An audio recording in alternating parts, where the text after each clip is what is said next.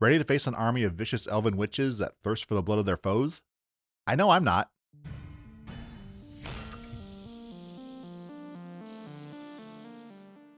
Welcome to Miniatures Rundown. I'm Kevin, and today we're diving deep into the cauldron of blood that defines Khaine and her followers, exploring the brand new Daughters of Khaine battletome for Age of Sigmar. This battletome has seen significant changes from the army pack introduced at the start of the edition. However, it is no less powerful for it, introducing powerful new mechanics and changing the identity of many familiar war scrolls. Without further ado, let's dive in. So first, we're going to start with the faction traits. This has changed significantly since their battle pack, and they are no less more powerful for it. There are so many interesting things that really define the character and the personality of this army that I think really shine through in these faction traits. So first up, and probably one of the more important ones, is the Anointed Ritualist. It's the start of the first battle round. So this happens at the very start of the game, at the start of the first battle round. If there are no friendly anointed units on the battlefield, you pick a friendly non-unique Daughters of Khaine hero on the battlefield to be the target. So you can't pick Marathi, you can't pick Carthusa.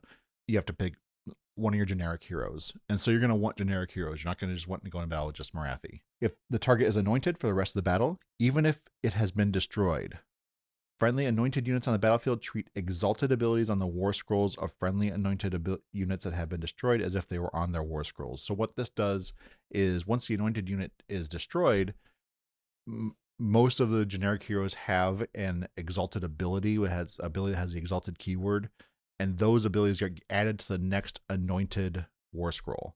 And we'll go through how that happens at this very moment, because that is Bloody Succession. Each time a friendly anointed unit is destroyed, after moving from play, you can use the Anointed Ritualist ability as if it was the start of the first battle round. So basically, you get to pass on the anointed title to heroes as the battle continues and as you lose those heroes. And in many cases, you are going to want to lose some of those heroes because that is how you're going to activate Blood Rites, Blessings of Khaine, which we'll go into in just a second here. It also really plays in the personality of the army. Daughters of Khaine are very backstabby. They're very ambitious. So seeing their betters or lessers or other rivals die and then getting power from that is very characterful of the army. And I think that's a really cool thing that they incorporated into this battle tome. Once per turn army reaction, you declare a charge for an anointed unit. This is a really technical ability, but I'll explain how it works. It's used by that anointed unit. You pick a friendly non-hero Daughters of Khaine that is not in combat, wholly within 12 of that anointed unit, is not charged this turn to be the target. If that anointed unit charges, after that charge ability is resolved, the target can immediately use the charge ability, even if it is not your charge phase. In addition, you can reroll charge rolls for the target for the rest of the phase. So that's a lot of words, but what it basically comes down to is that when the anointed unit charges, either in your opponent's turn through counter charge or in your own turn, they can charge along with that unit as long as that unit completed a charge, and they get to reroll the charge. So it's really great for having your anointed unit have a bodyguard to keep up with it, and really, really great for bringing other stuff in via counter charge. Then we have Blood Rites. This is, once again, pun intended, this is a beating heart of how Daughters of Khaine work. You perform a Blood Rite each time, and there are a list of requirements here, and I'm not going to read through them all, but you can see them. There are a number of things. Either you destroy units or units are destroyed, and depending on where they are in the battlefield, and those will activate what we're going to talk about next, which is the Blessings of Khaine. Now, these are army-wide blessings that activate when a Blood Rite is performed, and these last for the rest of the battle, and they stack. So, for instance, once again, I'm not going to read through all of these, but you can add one to hit rolls, add one to wound rolls, get more movement, shoot and charge, or retreat and shoot / charge. Like, once again, this is how you take some pretty mediocre to good combat stats that this army tends to have and really accelerate it to 11, and this army becomes incredibly vicious very quickly if these Blood Rites are performed early on in the game. Now we move on to the battle formations. We have the Coven of Blood, which is the passive Breath of Khaine. While each model in a friendly Daughters of Khaine unit is contesting an objective you control, those models are not visible to enemy models more than 9 inches away. While each model in a friendly Daughters of Khaine unit is contesting an objective you control, those models are not visible to enemy models that are more than 9 inches away. So basically, you get obscuring, kind of a short obscuring for Daughters of Khaine units that are contesting an objective you control. That means they don't have to be standing on it. They should be contesting. So you can kind of extend that further out. Keeps your Daughters of Khaine safe from long range shooting. I don't think it's bad. I don't. There are some armies where this is just matchups where this is not going to matter at all, where it's just all melee. But in times where it does matter, like Keratin Overlords or Hellsmiths of Hishut, this will be a really, really good ability to have around. Frenzied Devotees. Once per turn at the start of the enemy turn, you get Heretic's Bane. Pick an enemy wizard or priest on the battlefield to be the target. Roll a dice for each objective you control. For each 3+, subtract 1 from casting rolls and chanting rolls for the target for the rest of the turn. This one I don't like. It is super situational. Some armies really don't depend on their priests and their wizards. Some really, really do. And it also just depends on you controlling objectives. And once again, on a 3+.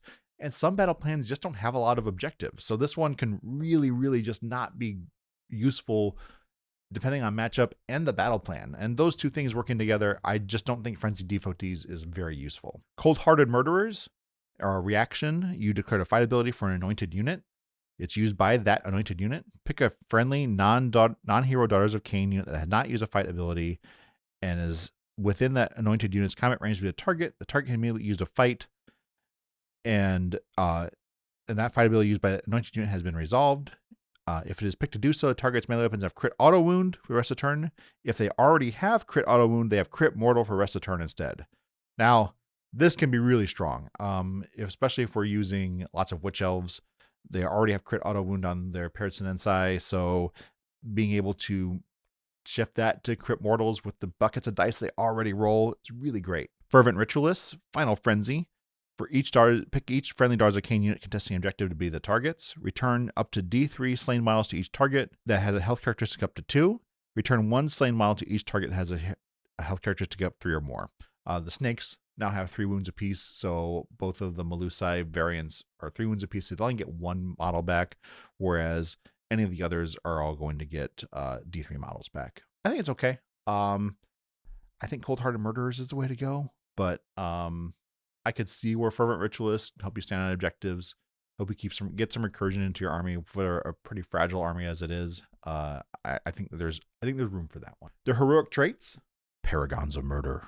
Reaction, you declared a redeploy command for a Daughters of Khaine unit wholly within 12 of this unit. It's just basically an auto 4 or better for redeploy, which is really, really strong. It is really great being able to redeploy and make a 3-inch charge into a 7-inch charge. Can really ruin a lot of plans very quickly. Hand of Khaine. You pick an enemy hero in combat with this unit to be a target. Roll 2d6. If it exceeds the target's health characteristic, it is automatically destroyed. If the target is destroyed by this ability, it can use 2 fight abilities this turn, and then it gets strike last. Usual fight twice, that stuff that you see nowadays with having strike last for the second fight ability. And 2d6 this will kill, a lot of foot heroes pretty easily. At least about a little more than half the time. Because it has to exceed the health characteristic. Many heroes have 5, some have 6 health. Murderous Duelist. Pick an enemy unit that is no more than 1 model and is in combat with this unit to be the target. Roll 2d6. If it equals or exceeds the target's control characteristic, for the rest of the turn, if this unit is in combat with the target and the target is picked to use a fight ability, all of the target's attacks must target this unit. So basically use this to keep the attention of a 1 model target to put all of their attacks into this hero. That can be really, really strong. And it's any combat phase, you can keep using it, provided this hero still survives, which, depending on what you choose, it might not. And it also has to equal or exceed the control characteristic. Now, most monsters are 5, so you're typically going to get that off, but stuff like Gargants or whatever have a much higher control characteristic, so you're going to have a harder time getting it off against them, or even the more signature, larger monsters that have, control 10 or control 15 in some cases. Artifacts of Power. The Crimson Draft. You can reroll charge rolls for this unit. Really great to have an anointed unit when you want to bring something else in. Makes it a lot easier not having to spend a command point to reroll a charge. Or if you're countercharging, it also works on the countercharge. I think it's very, very good. Darkling Elixir. This is end of your turn. Pick a visible friendly Daughters of Khaine unit wholly within 12 to be the target. Roll a dice. On a 3+, the target can immediately use a retreat ability as if it were your movement phase. I think that's really strong. It is only on a 3+, which means that it will fail. And it will probably fail at the worst time. but you can retreat at the end of your turn, and that can really, once again, mess with an opponent's plans or allow you to get onto an objective that was originally out of reach. And then your hero phase, Witch Brew. Declare pick a visible friendly Daughters of Khaine unit, non-unique, within 12 to the target, wholly within. On a 3+, ignore negative modifiers of save rolls until the start of your next turn. Limited use. You can use it on shrines and other stuff that has a 4-up save or better. Most Daughters of Khaine units don't have great saves to begin with, so you have to use this in conjunction with other things that buff those saves because it only ignores negative modifiers, not positive modifiers. And once again, this only works on a 3-up, so it's not guaranteed. The spell lore, the Lore of Shadows, Steed of Shadows, cast on a 6. You pick a friendly Daughters of Khaine wizard to cast a spell. Pick a friendly Daughters of Khaine unit wholly within 12 to the target. The target can charge even if it ran. So run and charge as an unlimited spell for Daughters of Khaine who are already really fast. This is a great spell. No notes, continue. Mind Razor, cast on a 7. Anyone who plays Daughters of Khaine, this is a signature spell. They love it. And it's not as good as it used to be, but it's pretty good. Pick a friendly Daughters of Khaine wizard to cast a spell. Pick a friendly visible Daughters of Khaine unit wholly within 12. So wholly within 12 in order to get the buff. So this can be difficult to make, to get into position to make this happen at the right time. The target's melee weapons have charge +1 damage until the start of your next turn. I mean, this can be a game-defining, amazing spell cast on a unit of Witch Elves, cast on a unit of Melusai. There is a lot. I mean, this is a really good spell. Cast on a 7, so it's not, nearly automatic by any stretch of the imagination. It's a really strong spell. The Black Horror of Uglu, cast on a 6. You pick a friendly Daughters of Khaine wizard to cast. You pick a point on the battlefield within 18 and up to 3 enemy units within 3 of that point to be the target. The target cannot use run abilities until the start of your next turn.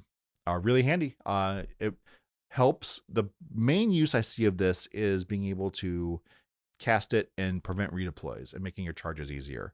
I think that also it is really great to cast in your opponent's turn. It only cast on a 6, so you're going to get it off half the time, being able to stop their advances, especially if they have run and charge accessible to them, or if they want to run to get in position to do other stuff. They have a prayer lore, because they do a lot of priests. Daughters of Khaine kind of known for it. Prayers of the Canine Cult, Catechism of Murder, goes off on a 3, very easy to cast. Pick a friendly Daughters of Khaine priest to chant this prayer. Pick a visible friendly Daughters of Khaine unit wholly within 12 to the target. Make a chanting roll of d6. The target's melee weapon is a crit auto wound until the start of your next turn. In addition, if the chanting roll is 7+, the attacks, combat attacks score critical hits on an unmodified roll of 5 until the start of your next turn. So it gives crit auto wounds, and then if it's on a 7+, you get to also get critical hits on unmodified 5s. Now this can work in conjunction with other things that already have, say, crit mortal wounds, because it doesn't limit those crits to only working for crit auto wound. It works on any critical effect that model would have. So, crit mortals on 5s can be really, really strong. And this is the unlimited prayer. So you can put this on multiple units. Covenant of the Iron Heart goes off on a 3 as well. Pick a friendly Daughters of Khaine priest to chant this prayer. Pick a friendly Daughters of Khaine unit wholly within 12 to the target, and then make a chanting roll. Add 10 to your target's control score. In addition, if a chanting roll is 6+, ignore the first damage point that would be allocated to the target in each phase. The damage allocation part is a nice bonus. Adding 10 to your control, though, that would allow you to snipe a lot of objectives fairly easily just by towing onto them. I think that can be, in a clutch, this is a very useful spell. I don't think you'll be casting it every turn, but I think that there are times where you would really like to have this in your pocket. Dance of Doom goes off on a 4. Pick a friendly Daughters of Khaine priest to chant, and then pick a non-unique Daughters of Khaine unit, so you can't do it on characters. Add 1 to the attack characteristic of target's melee weapons for the rest of the turn. If it was 10+, the target can use 2 fight abilities. So, and then gain strike last. Usual fight twice stuff. Being able to add +1 attacks to already attack-heavy models, and being able to also give fight twice if you've stacked up those ritual points. This, once again, can be a game-defining ability. And then we have the manifestation lore. We'll go over the manifestations when we hit the manifestations themselves, because talking about the casting them isn't particularly interesting. So, Now we get to the War Scrolls, and of course, headlined by none other than Morathi Khaine and the Shadow Queen herself. I'm going to talk about both War Scrolls kind of in conjunction with each other since they work so closely together. The Shadow Queen has a 4-up save, 6-up ward, 12-inch move, 15 health, and 10 control. Her Heartrender, her signature weapon, she lost her ranged weapon, which was the Gaze of Morathi, so she lost that. But the Heartrender has 8 attacks, 3s and 3s, Rend 2, 3 flat damage with crit mortals. And then her Envenom Tail also has crit mortals, 1 attack, 3 and 3, Rend 2, 6 flat damage. Incredible combat profile on a very fast platform that's already impressive in and of itself. The one thing that she has that you might remember, and this is one of the most changed War Scrolls from the previous iteration, is that she is no longer, the Iron Heart of Khaine functions completely differently now. It is, the 2 bodies, 1 soul functions completely differently now. Is they, no longer is she limited to only taking 3 damage per turn. Instead, she has a different ability that gives her durability in kind of a different way, which is 2 bodies, 1 soul. This unit can use this ability even if it has been destroyed. If you have used the Blessings of Khaine ability 3 or more times this battle, so those are the buffs that you're able to get in the battle traits enacted by the blood rituals. You pick a friendly Morathi Khaine or Shadow Queen that has been destroyed to be the target. Set up a replacement unit identical to the target within 3 inches of a friendly Morathi Khaine or Shadow Queen. So you get to bring Morathi back at full health within 3 inches of you can bring either half of Morathi back once. You're only using this ability once per battle, but it can be just within 3 inches, not outside of 9. You can put it right into combat. It can be really, really strong. Once per turn army, she has a rampage, Coils of the Shadow Queen. If any enemies are constricted, they are no longer constricted. Pick an enemy, hero, or monster in combat to be the target. On a 3+, that unit is constricted. Constricted enemy unit scores critical hits you get to score critical hits on a 5+. So if you were in combat with a monster or a hero, you can constrict it to get any critical hits on a 5+. And it's only from this unit's combat attack. So Morathi's very strong crit mortals now go off on a 5 against that hero or monster. Her Crown of Serpents is no longer a weapon. It's been now re-relegated to an ability in a combat phase. You pick an enemy unit in combat to be the target. You roll 5 dice. You add 2 to each roll if the target is constricted. For each 5+, you can pick one of the following effects. You cannot pick the same effect more than once per turn. -1 to hit rolls, -1 to wound rolls. Random characteristics for their damage characteristic are treated as 1 instead of the die roll. You inflict D3 mortal damage, and the target cannot be healed or have slain models returned to it for the rest of the turn. All very powerful effects. Once again, much more easy to go off if the unit is constricted, but you can even use it against stuff that isn't constricted. And then Morathi Khaine, so the actual goddess, and then of course the Shadow Queen is her darker half. She has her Heartrender and Bladed Wings, 5 attacks, 3s and 4s, 2 rend, 2 damage. So not bad, not great. You don't want her in combat. She is Wizard 3, and she has a 4-up ward save with 6 wounds on a 5-up. But Wizard 3, really, really good. She has the Iron Heart of Khaine, which whenever you perform a blood rite, she gets to choose one of these abilities to perform. She can only be visible to units that are in combat. She can heal D6 to herself or the Shadow Queen. The Shadow Queen can use a normal move or retreat. You can teleport this unit anywhere on the battlefield more than 9 away. You can set her control characteristic to 5 and the Shadow Queen's control characteristic to 15. So all those go off anytime you enact one of the blood rituals. In your hero phase, Divine Matriarch, you get to pick a Daughters of Khaine priest or wizard, wholly within 12, and it can be herself. You add 1 to casting enchanting rolls for the target until the start of your next turn. So adding 1 to casting enchanting is amazing, especially for the prayers who their extended effects are all really, really strong. Being able to add 1 to chanting is great. Surge of Hatred, that's her signature spell, goes off on a 7. You pick either a friendly Shadow Queen, wholly within 12, or a friendly non-hero Daughters of Khaine unit, wholly within 12, and then you make a casting roll. If the target is a friendly Shadow Queen, it can immediately fight as if it were your combat phase. Instead, inflict each D3 mortal damage on each unit in combat with the target. So, really, you're going to be using this to make Morathi, the Shadow Queen, fight in the hero phase. It's really, really strong. Goes off on a 7, so you're not going to be able to depend on it, but when it goes off, it's going to be really good. And then we have Morathi's rival, Krathusa the Crone Seer. She has a 5-up save with a 5-up ward, 12-inch move, 6 health, and 2 control. The Staff of Moriheg, which is your usual wizard bonking staff, 4 attacks, 3s to hit, 4s to wound, 1 rend, D3 damage. She is a priest 2, priest level 2, not a priest as well. I mean, she is a priest as well, but priest level 2. And her passive is the Crone Seer. Each time you perform a blood rite, immediately after the ability that destroyed a unit has been resolved, give this unit 1 prophecy token. And then it has a stacking ability when she has prophecy tokens. While she has 2 or more, this unit can be picked to a target of shooting attacks or spells. With 3 or more, you can reroll chanting rolls of 1 for this unit, and while 4 or more prophecy tokens, if the unmodified hit roll for an attack is 1 through 4, the attack fails, and the attack sequence ends. So she can only be hit on a 5+ if she has 4 prophecy tokens. Getting 4 prophecy tokens is probably going to be pretty hard, but possible, and it probably won't be till late game. So that will definitely help keep her alive if she's alive that long. Her signature prayer is Omens of Doom. Goes off on a 4. You pick one of the following effects. If it was a 10+, you pick 2. You pick a visible wizard or priest with an 18 and subtract 1 from the power level. There's no minimum of 0, so you can take a wizard or priest from level 1 to level 0, which is really, really impactful. Prophecy of Dark Wings. Pick a visible friendly Daughters of Khaine infantry unit wholly within 12.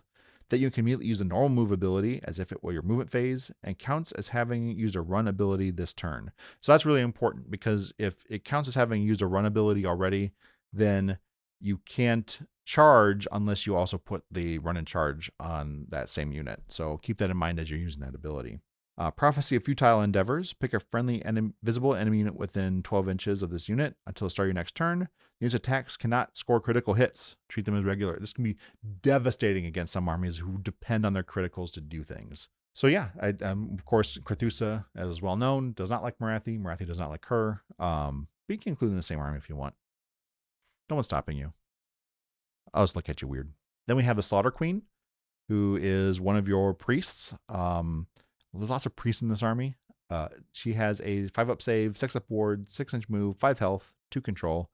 Her Death Sword, she has a better than average priest profile with her Death Sword and Blade of Khaine. 6 attacks, 3s and 4s with rend 1, 2 damage. Once per turn in their hero phase, she has Fanatical Blade Master. Pick a visible friendly Daughters of Khaine unit wholly within 12 to the target. Roll a dice. Of course, it's not a 3+. And this is her exalted ability. So this passes on if she's anointed and then dies. Pick a blessing from the Blessings of Khaine ability that is not active. The effect of that blessing applies to the target until the start of your next turn as if it were active. So you get to pick one of the blessings of Khaine and put it onto a friendly unit, even if it's not active, which is really handy because there's some really good ones in there. I'm thinking +1 to wound or +1 to hit. Then we have the Hag Queen. She also has a Blade of Khaine. Just has 1 less attack than the Slaughter Queen. Same profile otherwise. She has Catechisms of Violence, which is her exalted ability. For the rest of the turn, and this is any combat phase, for the rest of the turn, each time a visible friendly Daughters of Khaine unit wholly within 12 uses a fight ability. After that ability has been resolved, you can pick a visible friendly Daughters of Khaine priest wholly within 12 of this unit. That priest gains 1 ritual point. So basically fighting fuels your priests. You give out ritual points, which is great because then that allows you to get more powerful versions of all your prayers off, which is really, really strong in this book. Then we move on to the Cauldrons of Blood. We have the Slaughter Queen and Cauldron of Blood, who has a 4-up save, 6-inch move, 6-up ward, 12 health, and 5 control. The Shrine Guardian's Blades, 9 attacks, 3s and 4s, 1 rend, 2 damage, which is not bad at all. And then the Avatar gets to swing his sword with 5 attacks, 3s and 3s, 2 rend, 3 damage. So pretty, not bad in combat, actually. Decent amount of health, a ward, and some pretty good combat attacks. His passive is Consecrated Revulsion. Add 1 to save rolls for friendly Daughters of Khaine infantry while they're wholly within 12. So now this is how you get use out of the prayer that allows you to ignore negative modifiers. You start bumping things up to 5 from a 6 to a 5, from a 4 to a 3. This increases the durability of your army significantly. Icon of Slaughter is a passive. Each time a friendly Daughters of Khaine unit wholly within 12 uses a rally command, you make 3 additional rally rolls. If there are any friendly Hag Queens on Cauldrons of Blood, when you use this ability, you receive D3 additional rally points. So you can get even more. So like if you take both versions of the Cauldron, this plays off each other and they get even stronger. Which, speaking of, we move on to the Hag Queen on Cauldron of Blood. Remember, that was a Slaughter Queen on Cauldron of Blood. You can also have a Hag Queen on Cauldron of Blood. Exact same profile as a Slaughter Queen, except that the abilities are different. So, Wrathful Repulsion is once per turn in the combat phase. You pick a friendly Daughters of Khaine unit that's wholly within 12 and is in combat that charged to the target. If there are any Slaughter Queens on Cauldrons of Blood, you can pick another. So once again, they play off each other. If you have one of each, they get more abilities. They get to make more use of their abilities per unit than if you just had one of these. The targets have a ward 5+ for the rest of the turn. Give ward 5 up is great. And this is their exalted ability. So if they're anointed and died, this passes on, which could be really useful. Once per turn, we got the Roaring Idol. You pick a friendly Daughters of Khaine manifestation, wholly within 12 to the target. On a 3+, the target cannot be picked to be the target of banish abilities used by enemy units until the start of your next turn. Situationally great. Sometimes banishing will be something that your opponent will do. Sometimes they won't. Kind of depends on their spell economy. But if you get to do it for free, it doesn't cost you anything to do. So no reason not to try. And then finally for the shrines, you have the Bloodwrack Shrine, which has the Medusa on it.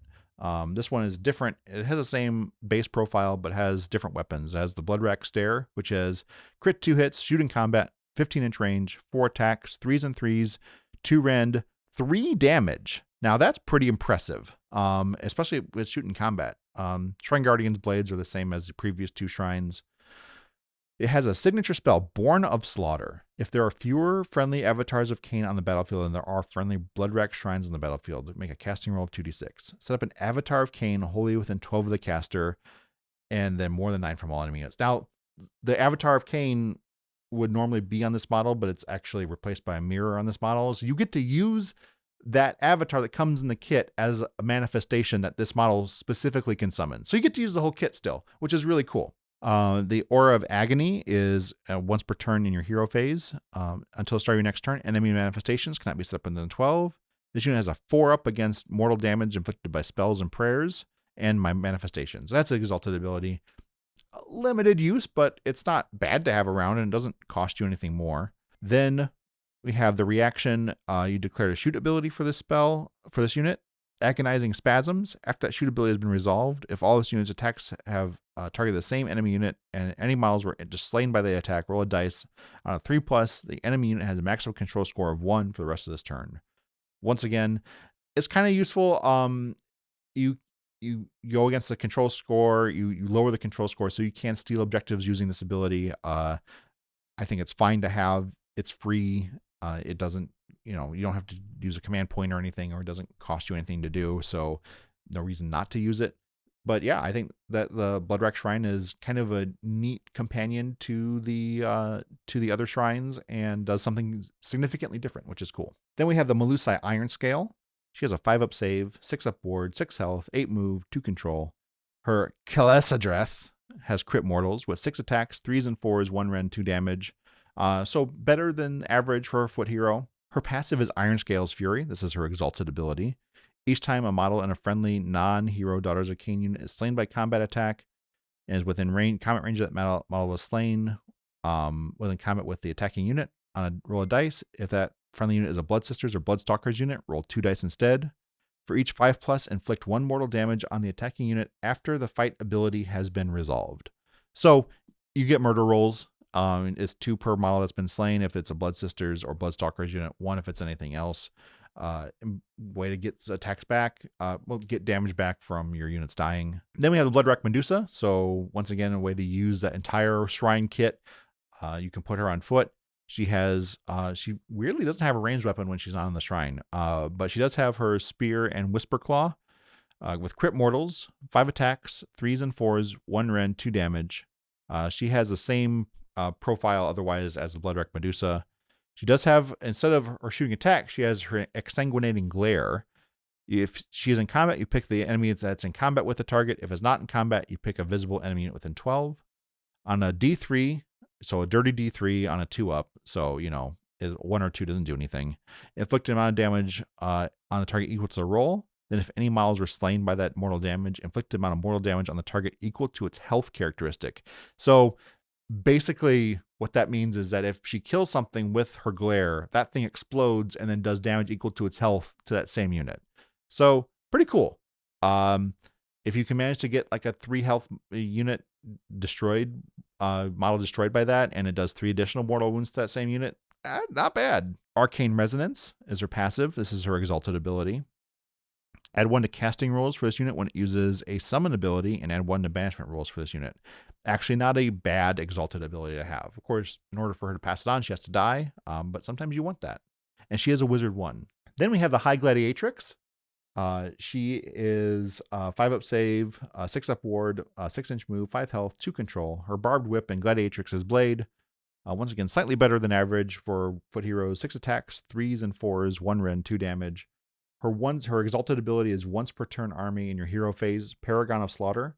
Pick a friendly, visible friendly Daughters of Khaine infantry unit wholly within 12 to the target. If this unit is in combat, add 1 to the rend characteristic of this target's melee weapons for the rest of the turn. If it's not in combat, roll a dice on a 3+, add 1 to the rend characteristic. So what that boils down to is that if the unit is already in combat, you get rend without having to roll a dice. If you're not in combat, then you have to actually roll a dice on a 3-up. You get to add 1 to the rend. So more effective if your stuff is already in combat and she's already supporting. Once again, this is her exalted ability, so she'll pass it on if she dies. Then next we have the Witch Elves. So your stock and standard infantry. They used to have options for either a bladed buckler and the Sinensa or the paired Sinensa, but now it doesn't matter. You can equip them however you want, which is really nice. Which I personally think is really nice that they don't make you choose between those 2 anymore, because inevitably one, and it's usually the one you haven't collected, ends up being the better choice. They get 3 attacks apiece, 3s and 4s, no rend, 1 damage. And they add 1 to the rend characteristic of their melee weapons if it charged in the same turn. So they move 6 up save, 6 up ward, 1 health, 1 control. Pretty stock standard infantry, but they get a lot of attacks and they can get more, and they can get crit auto wound through spells, and then that crit auto wound can be converted to crit mortals through other means.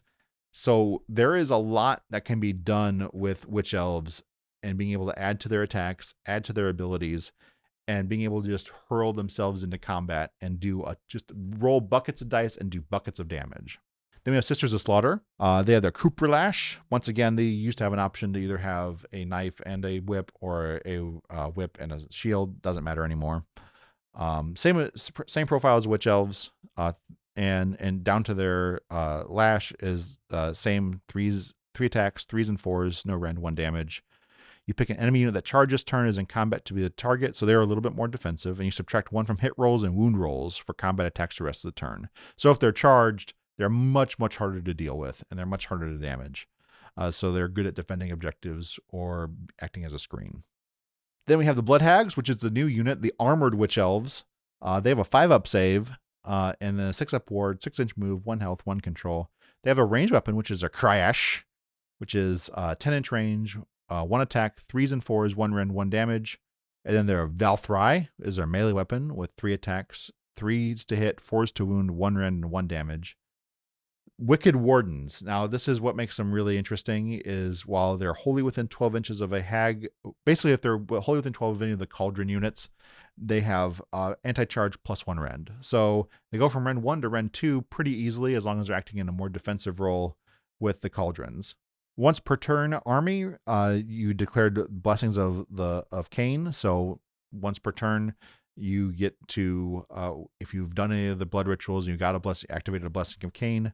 If an enemy unit was destroyed by this unit's combat attacks this turn, resolving that ability, you can pick 2 blessings instead of 1. So if they're the one that performs a blood ritual that activates the Blessings of Khaine, you get to pick 2 effects rather than 1, which is really, really strong. Now, getting them in a position to do that and getting them to actually do that, I would not anchor your battle plan on making that happen, but I think that's really good. Then we have the Khainite Shadowstalkers, the Warcry Warband. They have a 5-up save with a 6-up ward. And then, so basically the same as the Blood Hags. They have their Cursed Bolts and Missiles, 10-inch range, 2 attacks, 3s to hit, 4s to wound, 1 rend, 1 damage. Then their Blades of Murder, which are 2 attacks, 3s and 4s, 1 rend, 1 damage. I mean, I guess you call it Blade of Murder if you want. But the reason why you take them is their Shadow Leap ability. Once per turn army in your movement phase, you get to teleport them outside of 9. And once again, as I've said many, many times before, being able to just teleport at will is such a useful ability in Age of Sigmar. Being able to just complete those battle tactics, get on objectives that are poorly guarded, or even threaten unknown quarters and squishy heroes with a teleporting attack is really, really strong. Then we go into the Khanari variants. We have the Heartrenders first. They have a 5-up save, 12-inch move, 2 health, 1 control, 6-up ward. They have their Barbed Javelin, which has a 12-inch range, 2 attacks, 3s and 4s, 1 rend, 1 damage.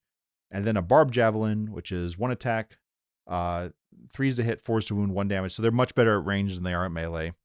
They have fire and flight. After they shoot, they can move 2d6, and they cannot move into combat. So they can shoot, they can move into range, shoot something, and scoot out 2d6.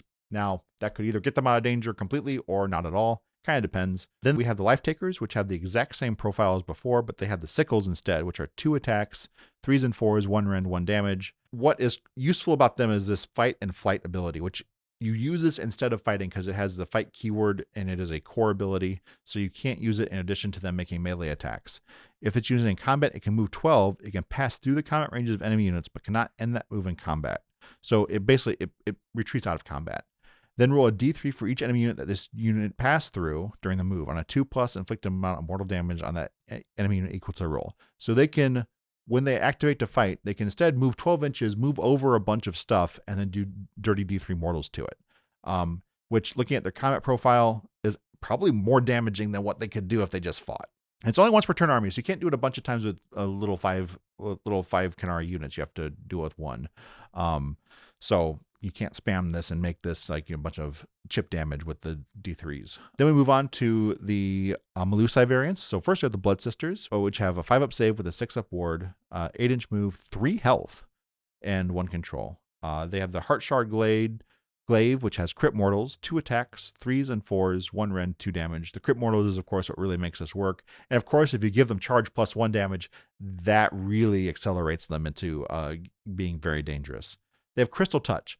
Now, this ability works quite differently than it has in the past, and it is still really strong, but it is limited to infantry or cavalry that are in combat with this unit to the target. Roll a dice. If it's equal to or less than the health characteristic, it has strike last. So the more health the target has, the easier this is to go off, which is kind of the inverse of how you think this might work.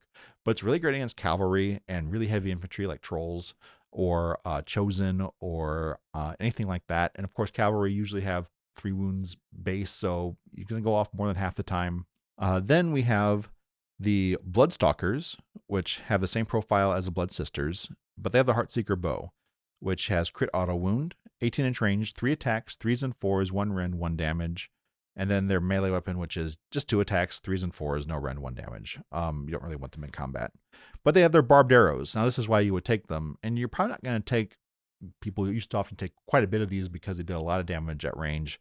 Now, it's not so much, but their barbed arrows ability is once per turn army. After that shoot ability has been resolved, if all of its units attacks target the same enemy unit, roll a dice. Add 1 to the roll if any other friendly Bloodstalkers units picked an enemy unit to be the target of all their shooting attacks this turn. 3+, until the start of your next turn, subtract 1 from the number of dice rolled, making charge rolls to target to a minimum of 1. So what you can do with that, of course, is debuff your opponent's ability to make charges because you subtract 1 from the number of dice rolled on a 3+. And you can do this after you covering fire as well, because it's a reaction to using a shoot ability for the unit. So you can use this in the opponent's turn to really ruin a charge. Then we move on to the War Scrolls. We have the Bloodwrack Viper. Usual summon within 12 outside of 9. It has a 4-up save, a 9-inch move, and a 6-up ward, 10 health, which is pretty beefy, and a banishment of 7. Fang Strikes are anti-hero and crit mortal for 4 attacks with 4s and 2s, 1 rend, 3 flat damage though. So it can do quite a bit of damage. It has Crushing Coils, which is its any combat phase ability. You pick an enemy hero monster in combat with the manifestation be a target. On a 3+, it has Strike Last. So it's a 3+ Strike Last on a hero or monster. Could be really useful. Bind and Bite. If its unit's combat attacks score critical hits on an unmodified roll of a 4 if the target has Strike Last. So if a target has Strike Last, either through its own ability or if it has a fight twice that then gives it Strike Last, now it will crit on an unmodified 4 or better. So could be sneakily useful in that case. Then we have the Blade Wind, which has 5-up usual summoning restrictions as most of them. We have a 5-up save with a 6-up ward, 12-inch move, 7 health. It flies. No, the snake doesn't fly. As Bladed Vortex with 9 attacks, 3s and 3s, 1 rend, 1 damage. Now, this is the sauce that makes this thing really interesting, is as Unnatural Edge. If this manifestation charges turn, pick an enemy unit in combat to be the target. If any damage points are allocated to the target this phase by this manifestation's combat attacks, ward rolls cannot be made for the target for the rest of the battle. This thing can strip wards for the rest of the battle. This is a really, really strong ability. There's some armies that really rely on their wards to do a lot, and I think that the Blade Wind is a really great manifestation. Though I don't think it's as great as the next one, which is the Heart of Fury. This one can be summoned anywhere, and it is a 4-up save with 7 health, and it is a passive is a Locus of the Murder God. Very simple manifestation, but subtract 1 from wound rolls for attacks, not just combat, not just shooting, just attacks to target friendly Daughters of Khaine infantry while they're wholly within 12 of this manifestation. Combine that with the shrines, which add +1 to saves, and other abilities that add either make them ignore negative modifiers or whatnot. Now your infantry is getting way more durable than it would appear individually on each war scroll. And then, if you're taking the shrine that has a Medusa on it, the Avatar of Khaine's available to you. It has a 3-up save, 6-inch move, 6-up ward, 7 health, banishes on a 7, Blade of the Bloody-Handed God, 3 attacks with 3s and 3s, 2 rend, 3 damage. So pretty respectable profile. His passive is Lord of Murder Incarnate. If this manifestation is affected by the Blessings of Khaine as if it were a unit. So normally manifestations don't benefit from battle traits and other stuff. This one does. The Wrath of Khaine. Add X to the attack's characteristic of this manifestation's melee weapons, where X is the number of times you have used the Blessings of Khaine ability of this battle to a maximum of 3. So it can get a maximum of 6 attacks with 3s and 3s, rend 2, 3 damage. Not bad for a manifestation, I gotta say. That is pretty cool. Of course, you have to take the shrine with the Medusa on it in order to access this at all, but it's a really cool way to use that entire kit. I like it. And last but not least, we have their new terrain feature, which is the Shrine of Dark Tribute.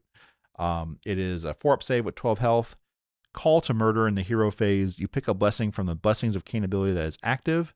Is no longer active, and then you pick a blessing that is not active, it is now active. So you get to switch your blessings around, which can be really great situationally. If sometimes you need +1 to hit, but other times you really might need +1 to wound, or you might need +3 to move.